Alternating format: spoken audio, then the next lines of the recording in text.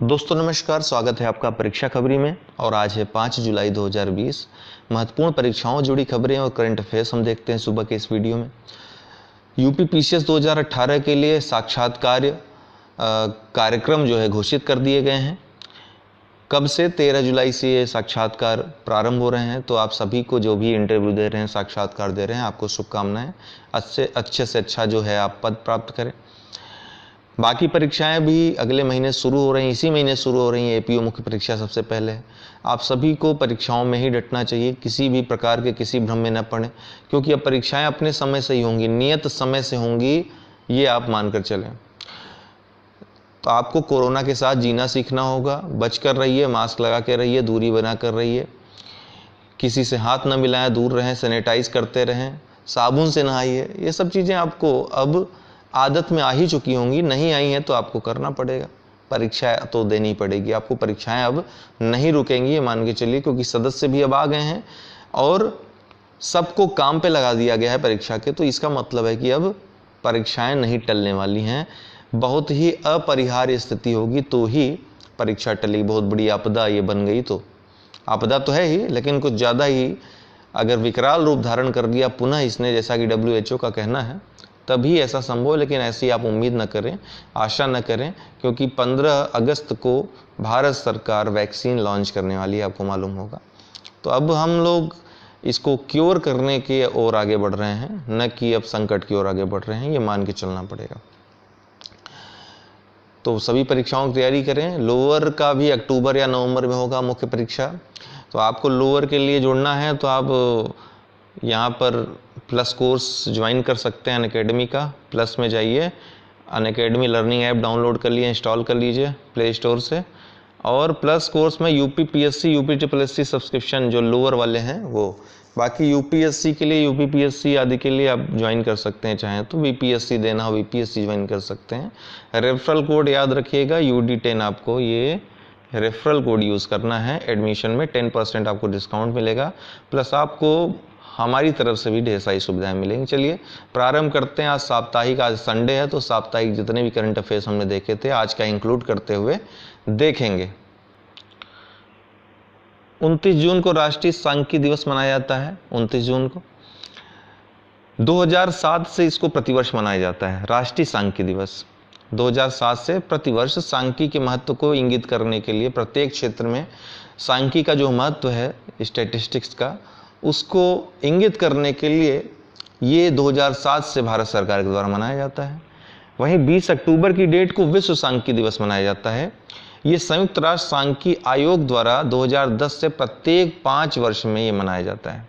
तो 2010 से प्रत्येक 5 वर्ष में ये विश्व सांख्यिकी दिवस मनाया जाता है। तो 2010 में मनाया गया, 15 में मनाया गया, और तीसरा सांख्यिकी दिवस 2020 में अक्टूबर में मनाया जाएगा, 20 अक्टूबर को।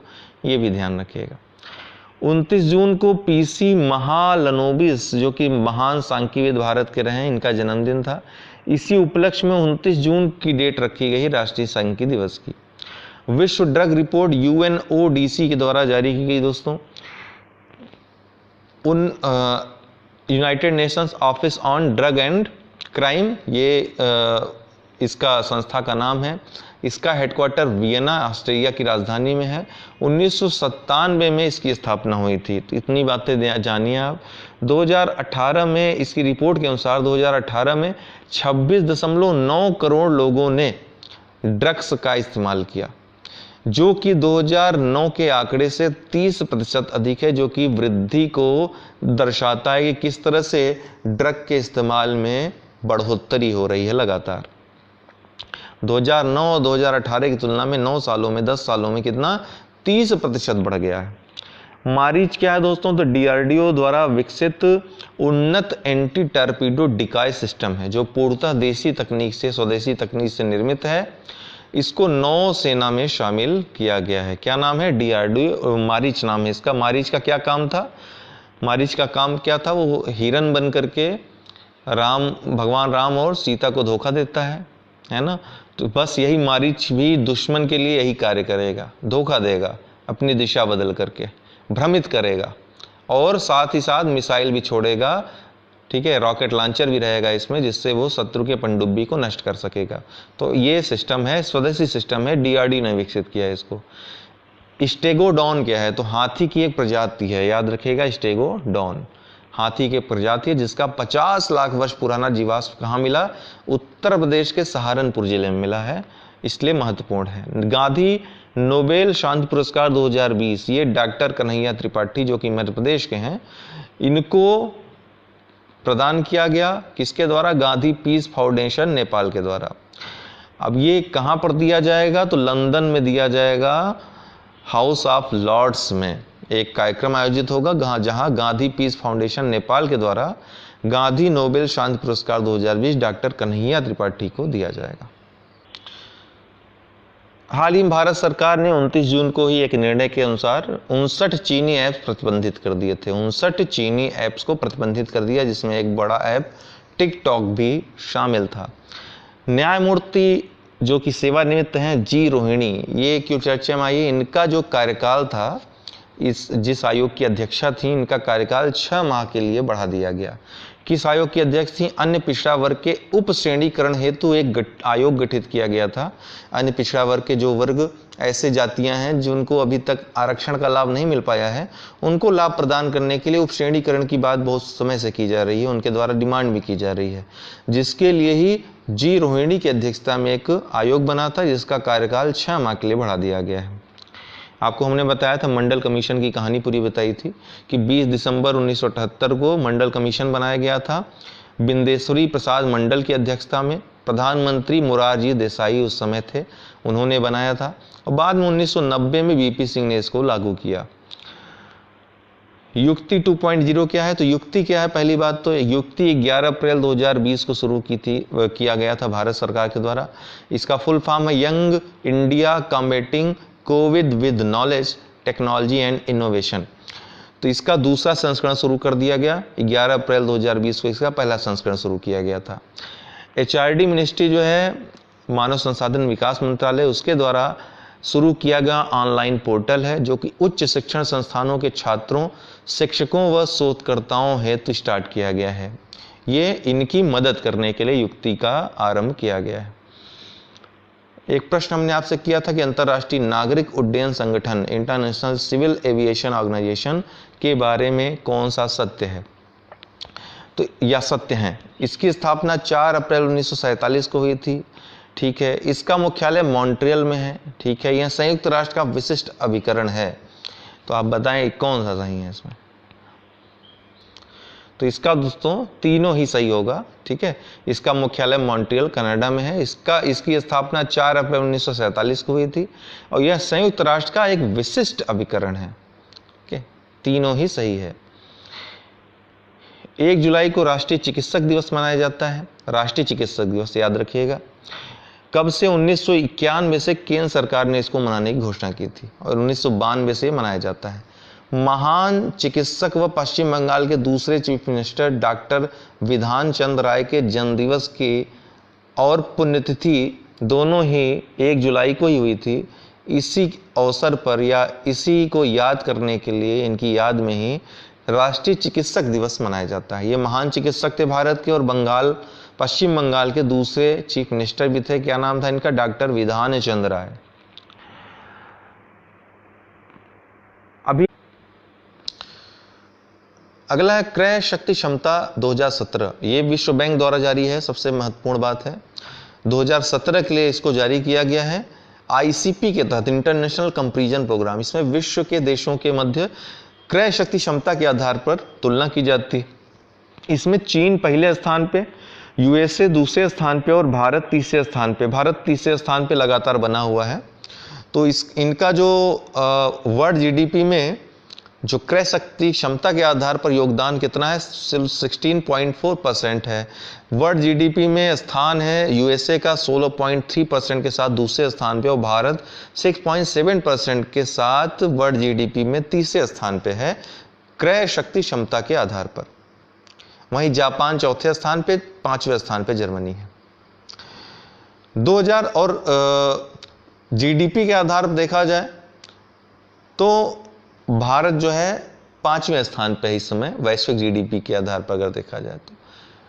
पहले स्थान पे अमेरिका, दूसरे स्थान पे चाइना।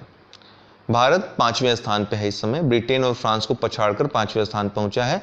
जैसा कि बजट जो हाल में पेश हुआ था फरवरी 2020 में, उसमें वित्त मंत्री के द्वारा बोला गया।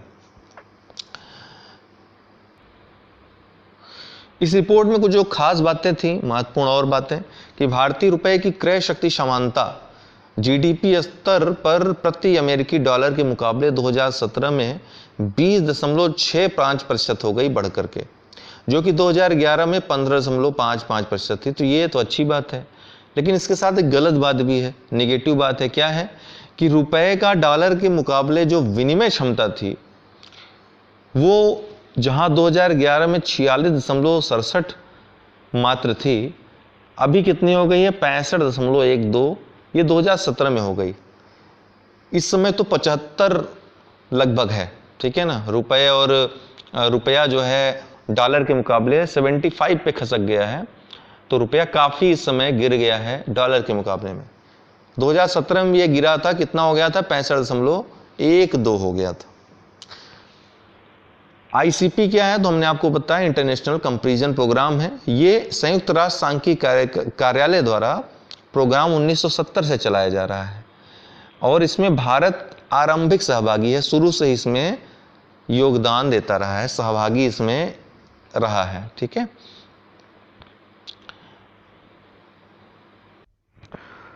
अब वैश्विक पोषण रिपोर्ट, ग्लोबल न्यूट्रिशन रिपोर्ट जारी हुई। किसके द्वारा? 3 संस्थाएं जारी करती हैं, WHO, IBRD और यूनिसेफ। इन तीनों के सम्मिलित प्रयासों से ग्लोबल न्यूट्रिशन रिपोर्ट जारी की जाती है। तो इस बार 2020 की जो जारी की गई उसमें जो महत्वपूर्ण बातें हैं, भारत उन 88 देशों में शामिल है जो संभवतः 2025 तक वैश्विक पोषण लक्ष्यों को प्राप्त करने में असफल रहेंगे, ठीक है। वैश्विक पोषण लक्ष्य क्या है? तो विश्व स्वास्थ्य सभा द्वारा वर्ष 2012 में 6 पोषण लक्ष्यों को 2025 तक प्राप्त करने का लक्ष्य रखा गया, जिसको वैश्विक पोषण लक्ष्य कहा जाता है।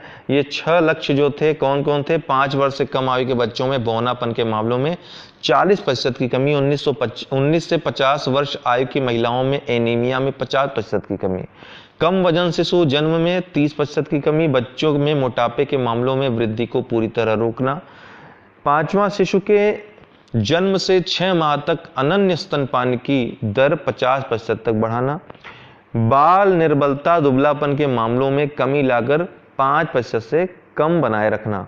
इस बार के जो आंकड़े हैं 4 आधारों पर आधारित हैं। किस पर? एक तो पहले वाले पे, दूसरे वाले पे और चौथे और 5वें वाले पे, ठीक। तो 2020 में जो आंकड़े हैं इन 4 आंकड़ों पर आधारित हैं जो ये रिपोर्ट आई है। 2014 से ग्लोबल न्यूट्रिशन रिपोर्ट ये जारी की जा रही है।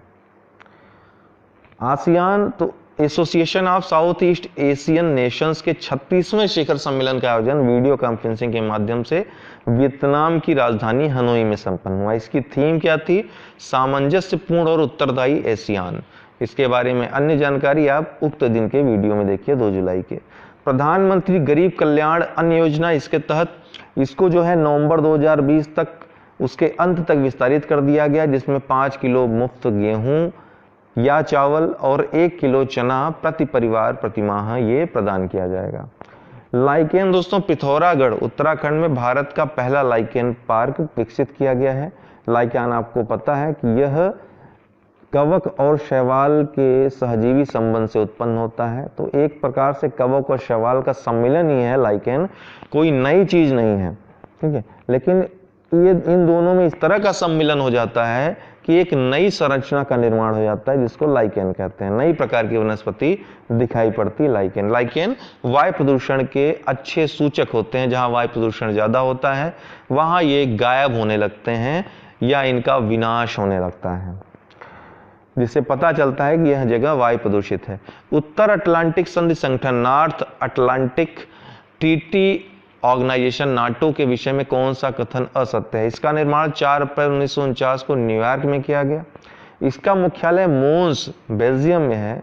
भारत नाटो का सदस्य नहीं है। वर्तमान में नाटो के 30 सदस्य राष्ट्र हैं। तो इसका जो है कौन सा कथन असत्य है? पहला वाला ही। ये 4 अप्रैल 1949 को स्थापित किया गया था, लेकिन न्यूयॉर्क में नहीं बल्कि वाशिंगटन ट्रीटी के तहत इसको वाशिंगटन में स्थापित किया गया था। मुख्यालय इसका मोन्स, बेल्जियम की राजधानी ब्रुसेल्स के मोन्स नामक स्थान पर है। भारत नाटो का सदस्य नहीं है, बिल्कुल सही है। वर्तमान में नाटो के 30 सदस्य राष्ट्र हैं। 30वां कौन बना है? उत्तरी मैसेडोनिया।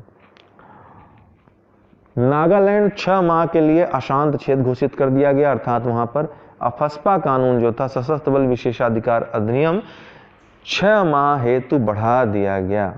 रवींद्र जडेजा ये विजडन पत्रिका द्वारा 21वीं सदी के भारत के सबसे मूल्यवान टेस्ट खिलाड़ी चुने गए हैं। विश्व के अगर देखा जाए तो दूसरे, पहले स्थान में कौन? मुरलीधरन, मुथैया मुरलीधरन श्रीलंका के जो थे। निगार जौहर ये पाकिस्तान की पहली महिला लेफ्टिनेंट जनरल बनाई गई हैं, जो कि सर्जन के रूप में इनकी नियुक्ति हुई है। तो पहली महिला लेफ्टिनेंट जनरल है निगार जौहर पाकिस्तान की। शशांक मनोहर आईसीसी के वर्तमान अध्यक्ष थे और इस्तीफा इन्होंने दे दिया। आईसीसी के बारे में हमने आपको बताया था कि इसका हेडक्वार्टर दुबई में है। 1909 में इंपीरियल क्रिकेट कॉन्फ्रेंस के नाम से आईसीसी की स्थापना की गई थी। बाद में 1965 में इसका नाम बदल के इंटरनेशनल क्रिकेट कॉन्फ्रेंस हो गया। 1989 में वर्तमान नाम इंटरनेशनल क्रिकेट काउंसिल इसका पड़ा। इसका मुख्यालय कहाँ है? दुबई में हेडक्वार्टर है इसका। स्टार्स क्या है दोस्तों? तो स्टार्स का फुल फॉर्म है strengthening teaching learning and results for states कार्यक्रम। ये भारत सरकार द्वारा 1994 में विश्व बैंक की, किसकी? विश्व बैंक की सहायता से कार्यक्रम चलाया जा रहा है। सरकारी स्कूलों में शिक्षा को मजबूती देने तथा सार्वभौम शिक्षा उपलब्ध कराना इसका लक्ष्य है। हाल ही में क्यों चर्चा में है? क्योंकि विश्व बैंक ने 6 राज्यों के लिए $50 करोड़ ऋण स्वीकृत किए हैं। 6 राज्यों के लिए। कौन कौन से 6 राज्य हैं? हिमाचल प्रदेश, केरल, मध्य प्रदेश, महाराष्ट्र, उड़ीसा और राजस्थान। ठीक है, ये 6 राज्य। ऑस्ट्रेलिया दोस्तों, तो ऑस्ट्रेलियाई वैज्ञानिकों ने जेनेटिक उपायों के माध्यम से रंगीन प्रजाति के कपास को विकसित करने में सफलता पाई है। अब रंगीन कपास प्राकृतिक रूप से उगाए जा सकेंगे। इससे रंग रोगन की आवश्यकता नहीं पड़ेगी कपास में अलग से। तो भारत में भी हरे भूरे कपास विकसित किए जा चुके हैं, ये भी ध्यान रखिएगा, और पेटेंट भी कराया जा चुका है, लेकिन सिर्फ हरे भूरे। जबकि ऑस्ट्रेलिया में जो वैज्ञानिकों ने वर्तमान में जो डेवलप किया है, इसमें कई प्रकार के कलर के कपास विकसित किए गए हैं। State of the world population 2020 UNFPA द्वारा, यूनाइटेड नेशन पॉपुलेशन फंड के द्वारा ये रिपोर्ट पेश की गई। इसमें जो महत्वपूर्ण बातें हैं, पहली बात तो विश्व स्तर पर महिलाओं की घटती संख्या के संदर्भ में इसको पेश किया गया है। प्रतिवर्ष विश्व में 14.2 करोड़ लड़कियों की मृत्यु हो जाती है, इस रिपोर्ट में आया, जो कि 50 वर्षों में दोगुनी हो गई। 1970 में ये संख्या 6.10 करोड़ थी। भारत में लिंग चयन के कारण प्रतिवर्ष, भारत की बात हो रहा है, भारत में लिंग चयन के कारण प्रतिवर्ष 4.6 करोड़ लड़कियों की मृत्यु हो जाती है। लिंग चयन क्या है? अर्थात जन्म से पूर्व जो लिंग का परीक्षण होता है और लिंग चयन के आधार पर निर्णय लिया जाता है कि बच्चा को गिरा देना है या फिर इसको जन्म देना है, उसको लिंग चयन कहते हैं। यूएनएफपीए के द्वारा, संयुक्त राष्ट्र की यौन व प्रजनन स्वास्थ्य एजेंसी है यूएनएफपीए दोस्तों, 1967 में इसकी स्थापना की गई थी।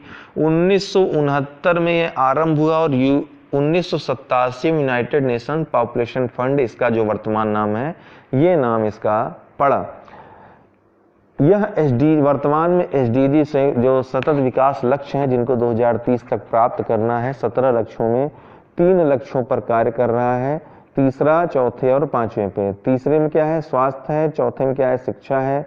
5वें में क्या है? लिंग समानता है। इस पर यह कार्य कर रहा है।